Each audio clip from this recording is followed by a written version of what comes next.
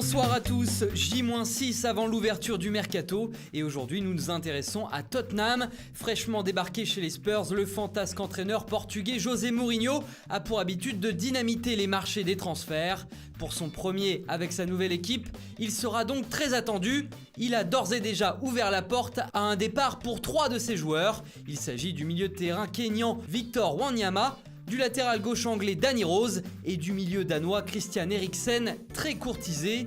En le laissant filer cet hiver, Mourinho pourra récupérer de l'argent pour investir, ce qu'il ne pourra pas faire s'il attend juin, puisque Eriksen arrivera en fin de contrat dans 6 mois et sera libre de s'engager où il le souhaite gratuitement. Le PSG, le Real Madrid, Manchester United et des clubs italiens sont sur le coup.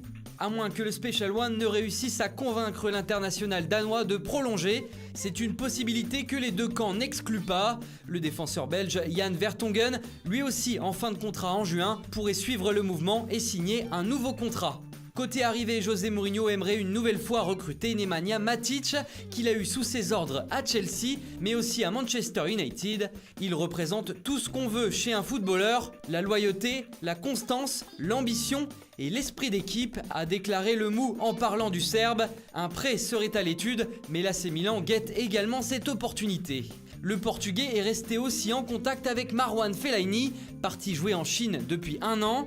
Ensuite, Mourinho aime également beaucoup le défenseur français de West Ham, Issa Diop. Il a même déjà essayé de le recruter chez les Red Devils, sans succès. Peut-être y parviendra-t-il cette fois-ci à Tottenham. Enfin, on parlait également d'un intérêt pour le Parisien Layvin Kurzawa, dont le contrat expire dans 6 mois au Parc des Princes.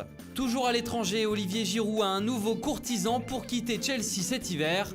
Après l'Olympique Lyonnais, Bordeaux et l'Inter Milan, le buteur français est pisté par les Glasgow Rangers en Écosse. Pour le retour de Zlatan Ibrahimovic à l'AC Milan, ce serait enfin bouclé. Un accord sur un bail de 6 mois a bien été trouvé selon la presse italienne, qui l'annonce attendu à Milan le lundi 30 décembre pour signer son contrat.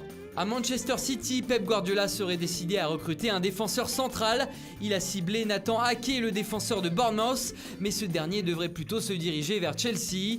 Kalidou Koulibaly a été mis sur la liste des transferts par le Napoli et les dirigeants des Citizens pourraient se laisser tenter. Les scouts mancuniens ont également coché le nom de Pau Torres, le défenseur de Villarreal, et Ruben Dias de Benfica. Et on termine en France où Edinson Cavani de son côté souhaiterait bien quitter le Paris Saint-Germain, mais pas cet hiver. En effet, l'Uruguayen préférait arriver libre à l'Atlético de Madrid dans 6 mois, plutôt que d'être transféré dès janvier. Affaire à suivre. Voilà, c'est tout pour aujourd'hui. Bonne soirée à tous et rendez-vous demain pour de nouvelles informations sur le Mercato.